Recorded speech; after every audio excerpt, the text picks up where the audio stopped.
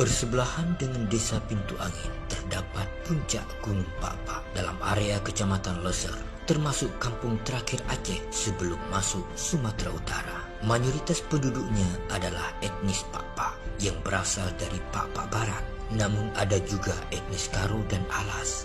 Ada sekitar 120 kepala keluarga mendiami puncak Gunung Papa dengan komposisi 50% Muslim dan 50% Kristen.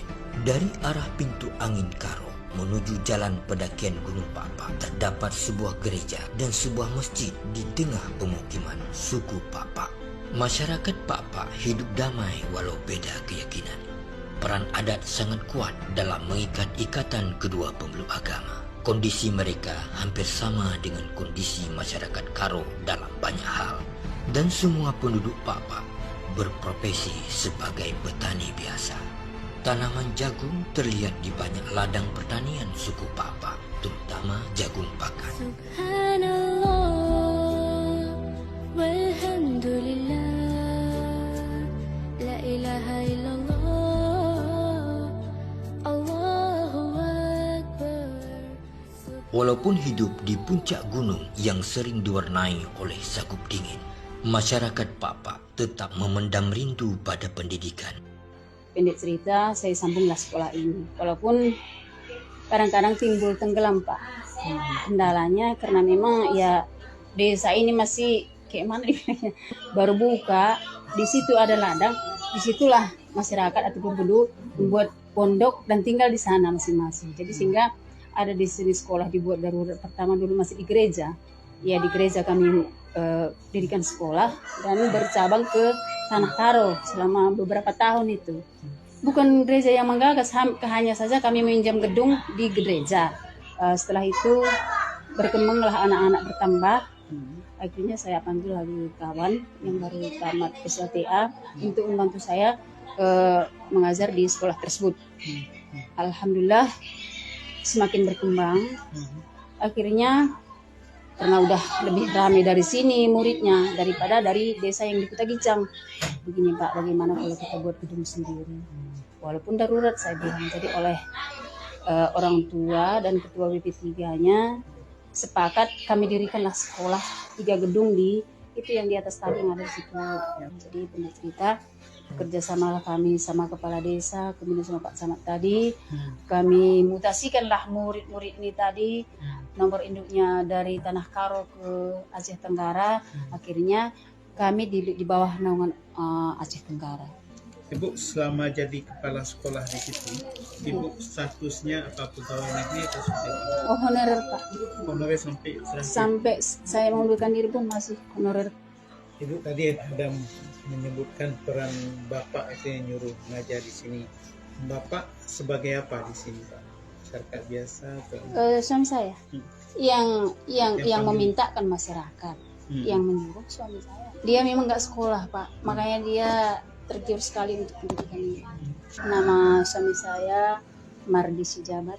Beliau hanya sekolah sampai kelas 3 SD kalau nggak salah. Beliaunya nggak sekolah karena begitu mau ujian selalu sakit. Mungkin beliau pernah merantau ke Medan juga, melihat bagaimana dibutuhkan orang yang berpendidikan dan bagaimana taraf orang yang tidak berpendidikan. Makanya dengan pengalaman itu, semua suami saya mendukung saya untuk terlibat dalam mendirikan sekolah di sini dan anak-anaknya pun disuruh sekolah. Tapi namun sedaya mampu beliau tetap ingin menyekolahkan anaknya. Sampai ini yang bungsu ini tadi Pak, masih dia berpesan kalau nanti kau nggak sanggup membayar sampai tamat, katanya usaha kita yang ada itu jual biar tamat sekolahnya. Pokoknya begitulah semangatnya untuk menyekolahkan anaknya.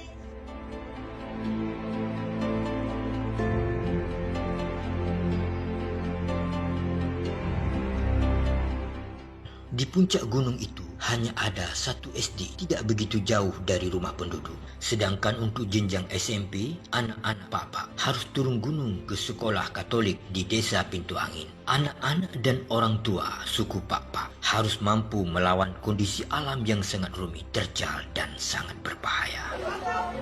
Kami dari semua golongan masyarakat yang ada di desa Gunung Papa ini mengusulkan kepada orang-orang tua kami yang datang dari jauh-jauh dari Banda Aceh sana untuk kemari, untuk memeriksa, menyelidik macam mana desa kami di Gunung Papa ini. Kami sungguh membutuhkan dai, karena kami di desa ini sungguh minim sekali untuk pengetahuan kami, karena kami di desa terpencil, sangat jauh terpencil. Ibarat hujan jalan kaki nggak boleh ditempuh dalam 2 jam, 4 km jalan kaki kalau musim hujan. Karena di desa kami ini sungguh jauh tertinggal, karena kami di sini bercampur baur dalam 2 umat, non-muslim dan muslim.